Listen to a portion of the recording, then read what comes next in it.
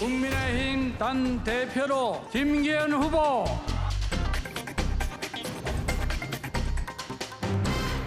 이준석 사단 4명은 한 명도 지도부에 입성하지 못했습니다.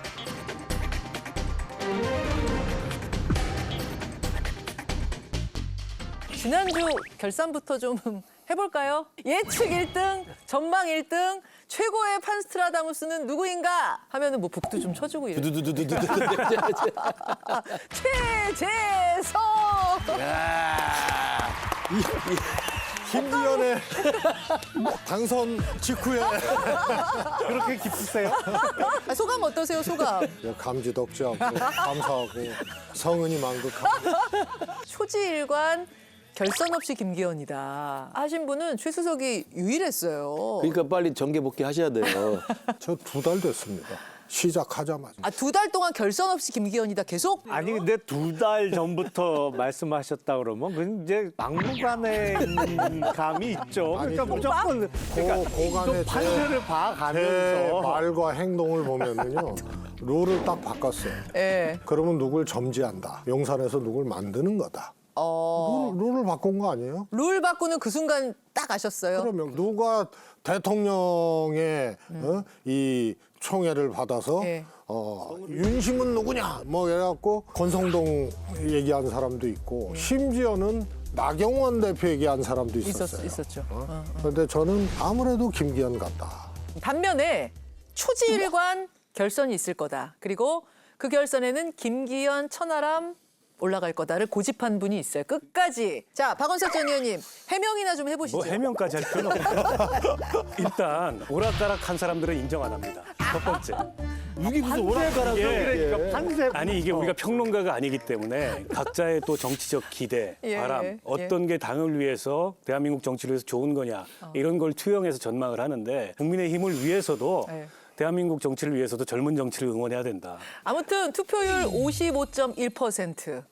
그중에서 김기현 후보의 득표율은 52.93%. 여론조사에서 김기현 후보가 50%를 넘긴 적이 거의 없었어요. 거의 없었는데 실제로 뚜껑을 열어보니까 2위하고 2배가 넘는 차이가 났습니다. 이거 이유가 뭘까, 김 의원님? 제 경험에 비춰보면 국민의힘 지지층을 대상으로 한 여론조사보다 실제 당원 투표에서는 차이가 더 벌어집니다. 늘 그래요?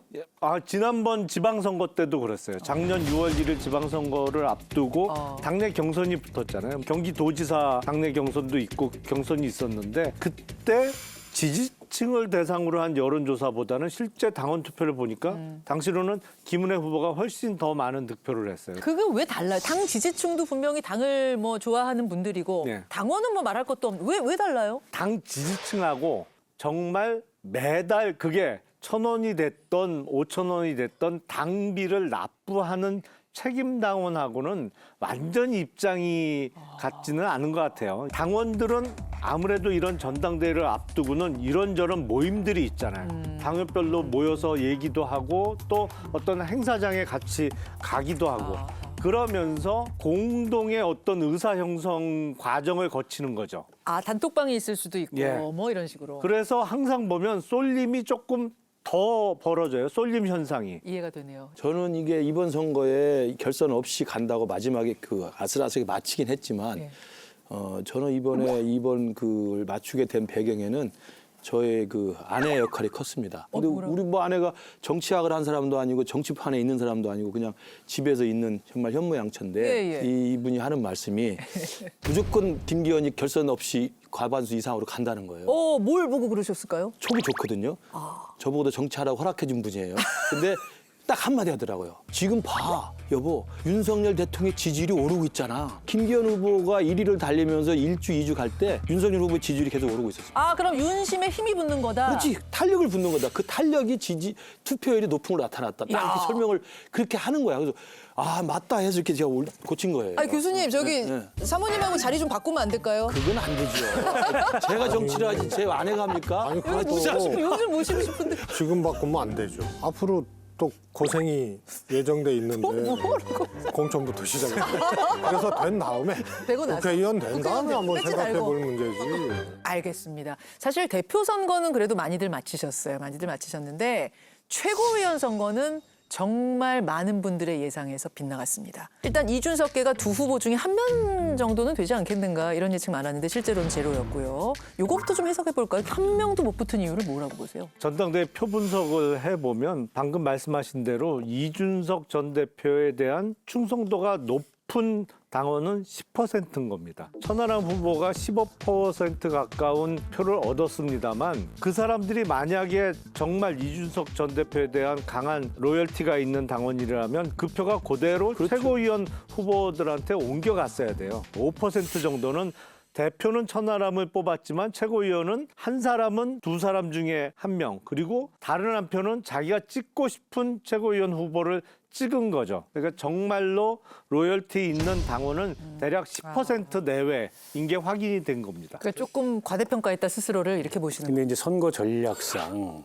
그 최고위원 선거는 좀 복잡해요. 복잡하죠. 당대표는 1인 1표이기 때문에 당대표 후보하고 최고위원 간에 눈에 띄는 러닝메이트는 없었지만 암암리에 있잖아요. 그런 있죠. 게. 근데 안철수 후보는 없었거든요. 떨어졌죠, 컷오프에서. 근데 이제 안철수 후보를 지지하는 그 당대표로 안철수 후보를 찍는 마음 중에는 대통령실이나 윤핵관들이 너무한데 근데 이런 마음 또 중도 확정하려면 그래도 좀 이 친윤 색깔이 엷고 이런 그 안철수 대표가 가야 되는 거 아니야? 근데 그거를 최고위원 득표로 이른바 이제 천하용인 팀이 연결을 못 시켰어요. 아, 안철수 후보 찍은 그 표가 최고위원 선거에서는 천하용인 허은하 김용태한테 와야 되는데 그걸 거의 못 안 간 것 받아먹었다. 같아요. 거의. 그게 저는 이제 천하람 후보가 얻은 득표와 예. 이 최고위원 후보들이 얻은 득표 간의 차이를 설명해 주는 그 왜 그 네. 표는 글로 안 갔을까요? 이준석에 대한 비트라고 생각해요. 뭐 두 사람 사이가 안 좋죠. 안철수, 이준석 홍과제리? 사이가 안 좋은 것도 있고 또 이번 선거에서 안철수 후보에 대해서 이준석 대표든 아니면 천하용인 팀이든 차라리 언급을 말든가 아니면은 이른바 비윤 반윤 연대 차원에서 우호적인 언급을 하든가 이게 이제 최고위원 선거의 표심 연대를 하기 위한 그런 방안인데 약간 놀리는 듯한 이 페이스가 여전히 있었어요. 그게 그러니까 천하람 안철수 그 경쟁을 우선에 놓다 보니까 최고위원까지 생각 못한 게 아닐까 싶은데요. 그런 면도 있죠. 아무튼 그러면은 안철수 후보를 찍은 그 표는 최고위원에서 누구한테 간 거예요? 다 흩어졌겠죠. 아니, 혹시 태용호 의원이 그 표를 좀 받았을까요? 그런 분석도 있고 태영호 의원은 예. 황교안 후보를 지지했던 표를 집중적으로 받았다. 성향이 비슷하기 때문에 그 설이 더 유력한 것 같아요. 제가 보기에는 태영호 의원을 찍은 표는 가장 큰 영향을 끼친 거는 태영호 의원의 제주 4.3에 대한 발언이라고 생각을 합니다. 제주 4.3 사건과 관련해서 어떤 역사적인 인식을 태영호 의원의 발언과 같이 하는 당원들이 분명히 10% 이상이 있거든요. 그래서 자기 최고위원 2표 중에 한 표는 태영호 의원을 찍겠다. 그게 여론조사상에는 드러나지 않았던 당원들의 표심이 드러난 결과죠. 말하자면 샤이 태용호가 있었다. 네. 나온 수치 가지고 해석을 하면 안 되고요. 누구도 100%의 지지를 받는 사람은 없거든요. 이준석 대표 보고 들어왔던 당원이라 하더라도 그 100% 다 못 갖고 가는 거예요. 최고위원 두 분의 득표율 10% 네. 내지는 미만. 천하람 후보 15%인데. 그다음에 이기인 청년은 20% 아니에요. 국민의힘이 총선이든 혹은 또 집권 중반 후반 가면서 다음 대선이든 어려워질 때 이 10% 15%의 가치는 어마어마하게 이거는 폭발적으로 또 어려울 때. 늘어나는 그건 거예요. 맞아요. 그게 변화를 요구할 때는 굉장히 중요한 우리 당의 자원이 됩니다.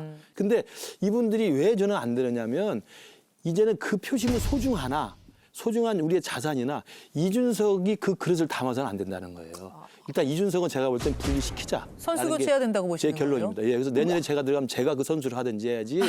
이제는 이준석에 대한 피로감, 그 이준석의 저는 본 미천이 다 드러났다고 봐요. 그래서 그 10% 15%의 소중한 자산을 이제는 이준석에 매달리거나 이준석에 결부시키지 말자. 저는 이것이 이번 전당대회 저는 가장 중요한 교훈이고 저도 거기에 100% 동의합니다. 이제 김근식이다. 그렇죠.